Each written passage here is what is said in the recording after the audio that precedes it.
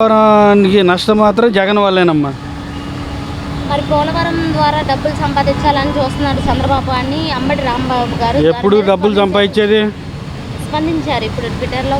అసలు ఆయనకి పోలవరం నాకు అర్థం కాలేదని చెప్పాడు. అది మీకు మీరు విన్నారా?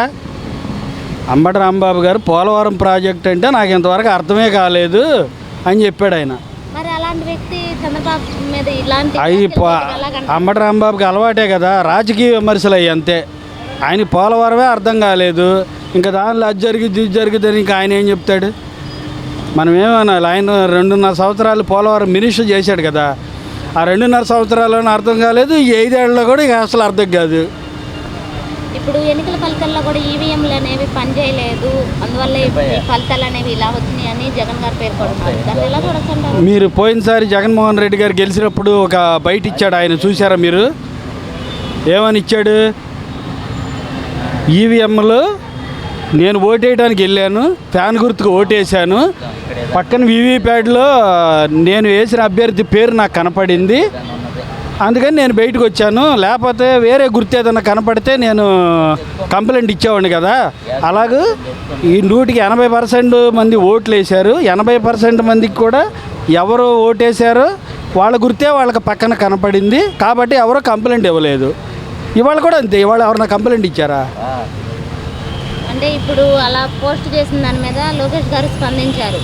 అంటే 151 సీట్లు వచ్చినప్పుడు అంటే ఈవీఎంలు పనిచేస్తాయి, ఇప్పుడు 11 సీట్లు వచ్చాయి. అవునమ్మా, 151 సీట్లు ఆయనకు వచ్చినప్పుడేమో అలా మాట్లాడారు, ప్రతిపక్షానికి వ్యతిరేకంగా మాట్లాడారు. ఇప్పుడు వీళ్ళకి 164 సీట్లు వచ్చేసరికి వీళ్ళకి అనుకూలంగా మాట్లాడుతున్నాడు. అది అలాగా సుప్రీంకోర్టే ఇచ్చింది కదా ఈవీఎంలు అనేది 100% కరెక్టే.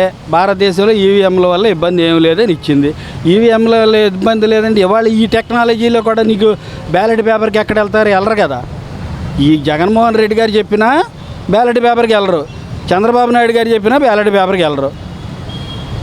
కాబట్టి చంద్రబాబు నాయుడు ఇప్పుడు కూటమి అనేది గెలవటం 100% అది నిజమే. జగన్మోహన్ రెడ్డి పార్టీ అనేది ఓడిపోలే, వాళ్ళు జనం చేత అసహ్యించబడ్డారు, ఓడిపోవడం కాదు వాళ్ళు. అది చంద్రబాబు నాయుడు గారు పోలవరం ప్రాజెక్ట్ అనేది 5 సంవత్సరాలు పూర్తి చేస్తారు. చేయొచ్చు, మరి రాజధాని కూడా 2.5 సంవత్సరాలు కట్టొచ్చు. చేసిన హామీలన్నీ నెరవేర్చవచ్చు. జనం నమ్మారు, 100% నెరవేర్చడానికి ఆయన కూడా గట్టిగా ప్రయత్నం చేసి చేయాలి. ఇప్పుడు లోకేష్ గారు కూడా 100 రోజుల్లో గంజాయి అనేది నిర్మూలిస్తారని అంటున్నారు. దాన్ని ఎలా చూడొచ్చు? అది అంటే ఇప్పుడు పోలీసు వ్యవస్థ కానీ ఇంకోటి కానీ జగన్ గారి దగ్గర పాతుకుపోయి ఉన్నారు. వాళ్ళందరినీ ఇప్పుడు ఆమె హోమ్ మినిస్టర్ కూడా నిన్న స్టేట్మెంట్ ఇచ్చింది.